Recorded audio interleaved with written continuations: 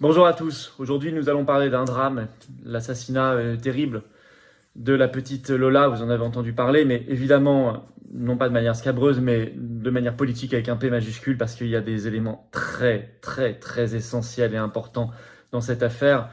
Vous allez voir qu'on va même parler derrière de tout cela, de l'Union européenne, de la CEDH. Il faut en parler. Il faut en parler parce que notre vraie responsabilité, c'est que ça ne se reproduise plus. Et pour l'instant, on n'en prend pas le chemin.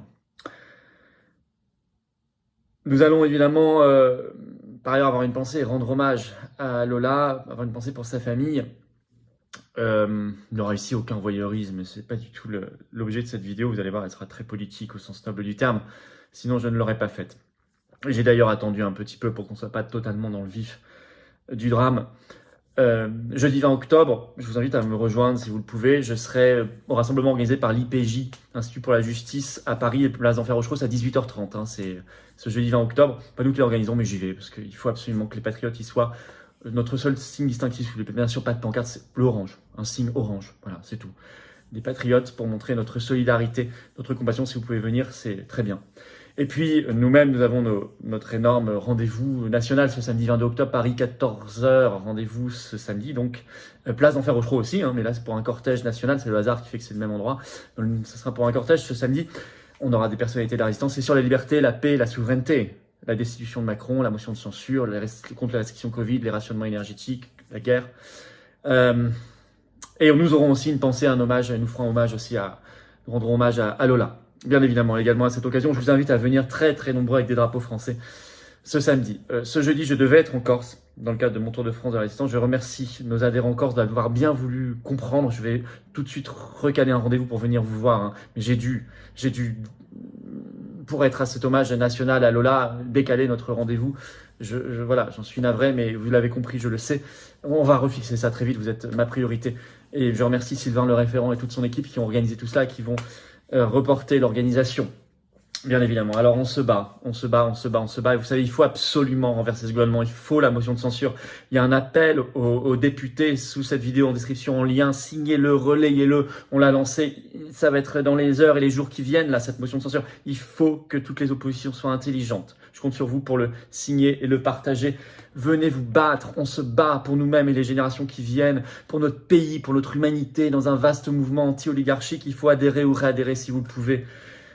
Voilà, c'est comme ça qu'on s'en sortira. C'est en étant nombreux, unis. Moi, je veux me battre à vos côtés. Soyez pas seuls, soyez pas isolés. Soyons pas seuls ni isolés. Soyons ensemble en métropole, outre-mer, à l'étranger. Vous rencontrerez des gens formidables qui pensent comme vous en devenant adhérents ou réadhérents après un an. L'adhésion dure un an. Le lien pour adhérer ou réadhérer, c'est le premier lien sous la vidéo en description.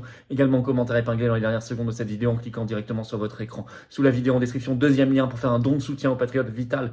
22 octobre, on l'organise nous-mêmes. Ça coûte très cher. On n'a pas un centime de financement public cette année. Bravo donc aux donateurs, aux réadhérents. Bienvenue aux nouveaux patriotes adhérents. Tout ça est défiscalisé aux 2/3 pour vous. Alors, on va parler, et c'est assez dur comme sujet, de l'assassinat abominable de la petite Lola, 12 ans. Je vous demanderai bien sûr, mais je sais que vous le ferez dans les commentaires de cette vidéo, particulièrement aujourd'hui, beaucoup de décence, de respect dans les mots que vous utiliserez. Je l'ai dit, il y aura l'hommage organisé par l'IPJ, pas par nous, mais j'irai bien sûr ce jeudi.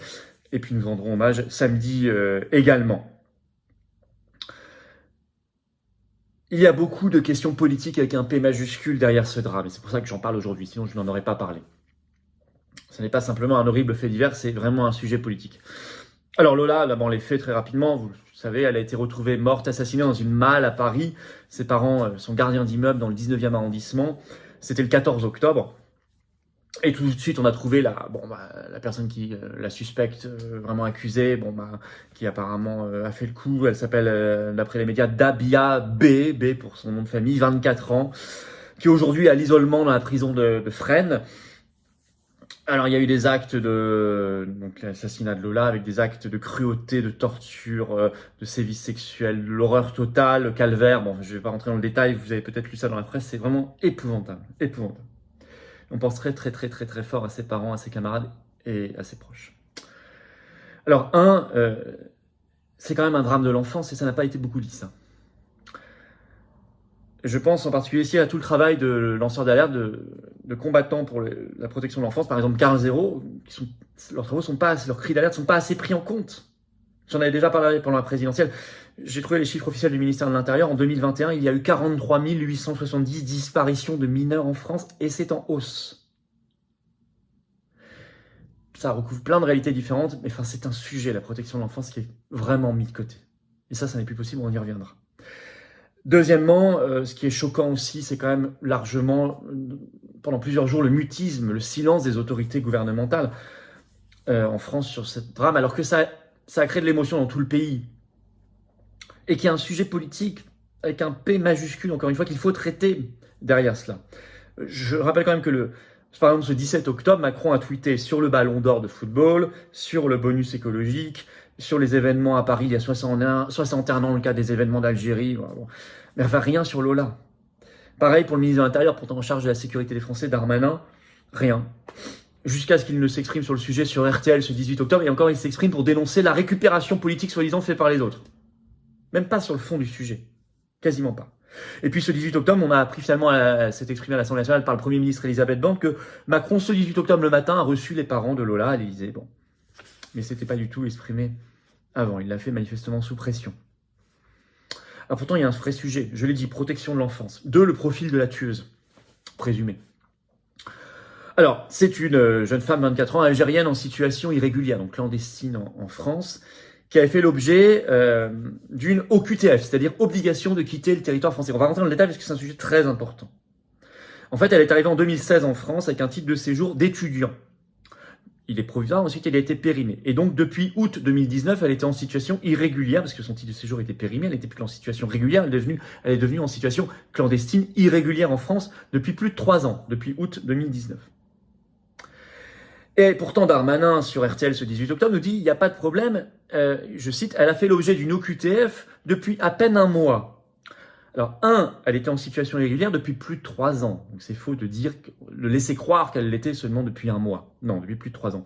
2, effectivement, il y a une OQTF qui lui a été délivrée, signifiée, on le sait par CNews ce 18 octobre, par la police de l'air et des frontières d'Orly, l'aéroport, lors d'un contrôle le 21 août 2022. Donc c'est pas tout à fait depuis à peine un mois, c'est plutôt 2 mois.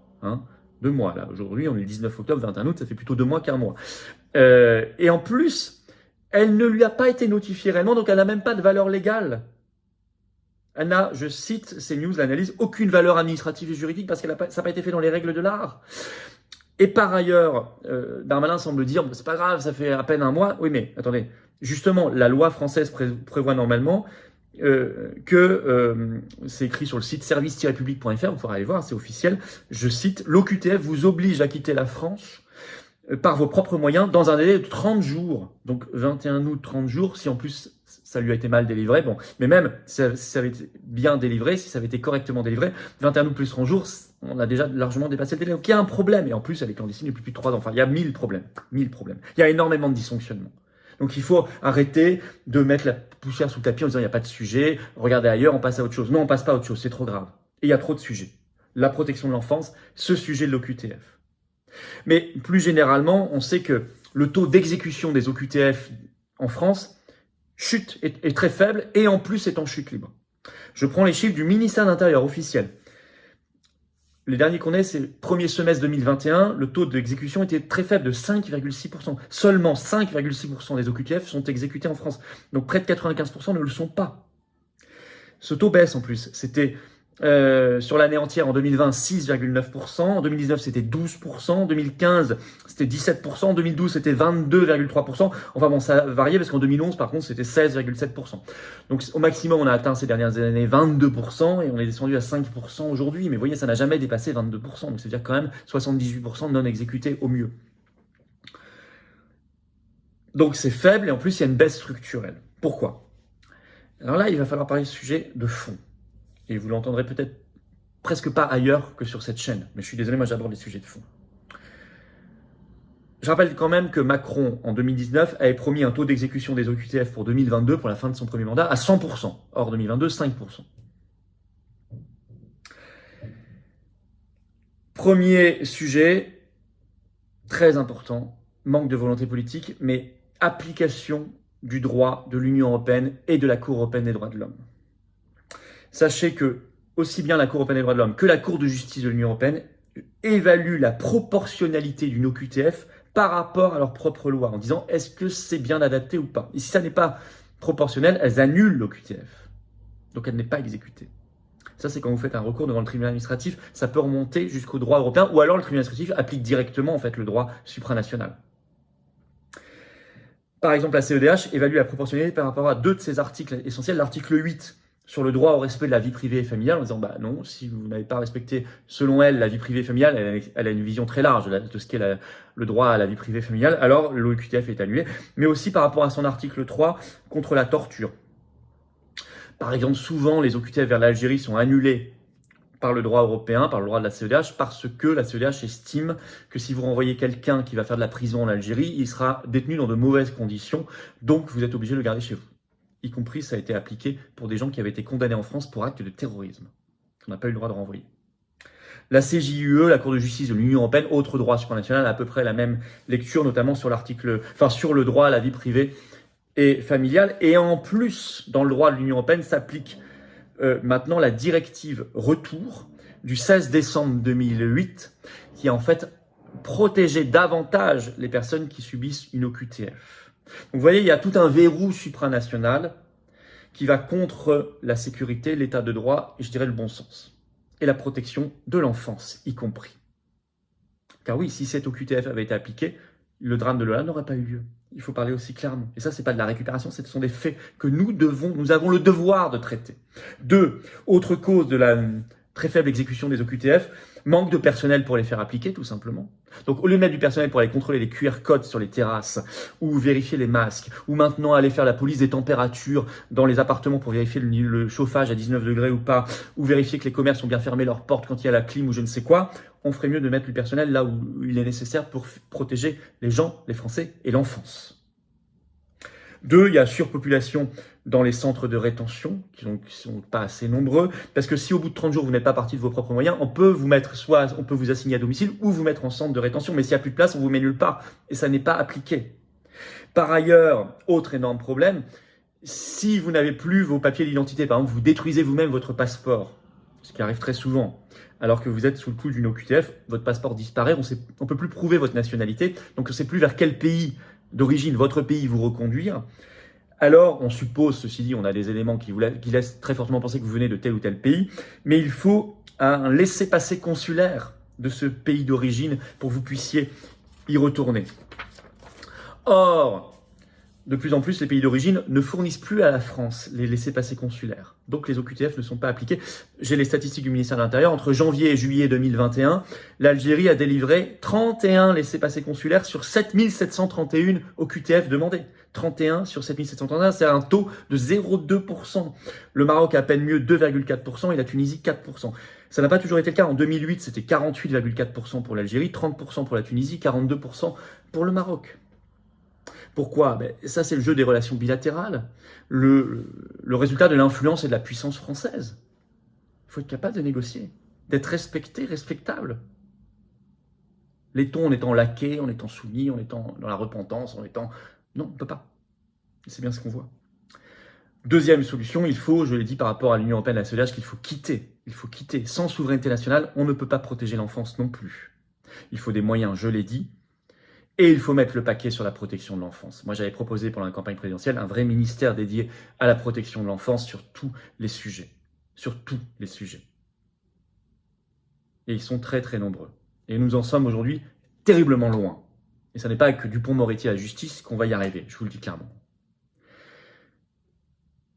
Évidemment, s'il m'entend et si Carl Zéro veut venir prendre la parole, puisqu'il y aura aussi un temps d'hommage à Lola ce samedi 22 octobre en manif, rendez-vous 14h pour le cortège Paris Place d'Enfer Rochereau, venez très nombreux, il est le bienvenu.